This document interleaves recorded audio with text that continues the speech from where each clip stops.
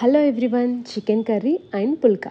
Fried ఆనియన్ని బిర్యానీలోనే కాదు, ఇలా చికెన్ కర్రీలో కూడా వేసి చూడండి, చాలా టేస్టీగా ఉంటుంది.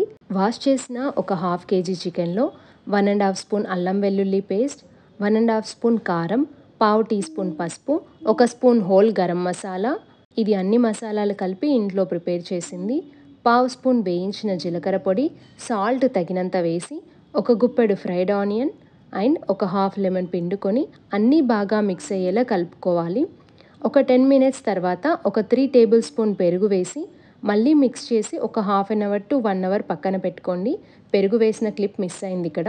ఇప్పుడు ముకుడులో ఆయిల్ వేసి ఒక బగారాకు, 2 లవంగాలు, చిన్న దాల్చిన చెక్క, ఒక మరాఠీ మొగ్గ, కొంచెం షాజీరా, కొంచెం అనాస పువ్వు, 5-6 మిరియాలు, 2 యాలకులు వేసి కొంచెం ఫ్రై అయ్యాక మనం కలిపి పెట్టుకున్న చికెన్ని వేసి కలిపి ఒక 5 to 10 మినిట్స్ మూత పెట్టి ఉంచాలి. తర్వాత ఓపెన్ చేసి ఒకసారి కలిపి చికెన్ కలిపిన బౌల్లో ఒక చిన్న టీ గ్లాస్ వాటర్ వేసుకొని ఇందులో పోయాలి. అలాగే ఒక 2 పచ్చిమిరపకాయల్ని ఇలా కట్ చేసి వేసుకోవాలి. ఇప్పుడు 10 మినిట్స్ మూత పెట్టి ఉడికించుకోవాలి.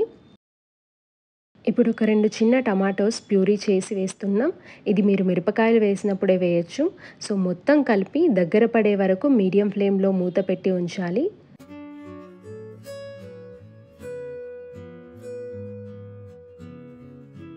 దించే ముందు కొంచెం కొత్తిమీర వేసి కలిపితే మన కర్రీ రెడీ అయిపోతుంది. ఫ్రైడ్ ఆనియన్ వేయడం వల్ల పీసెస్ చాలా టేస్టీగా ఉంటాయి. సో తప్పకుండా ట్రై చేయండి ఈ కర్రీ.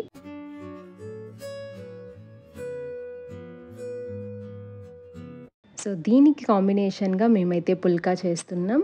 యాక్చువల్లీ ఇది రైస్లోకి కూడా చాలా బాగుంటుంది.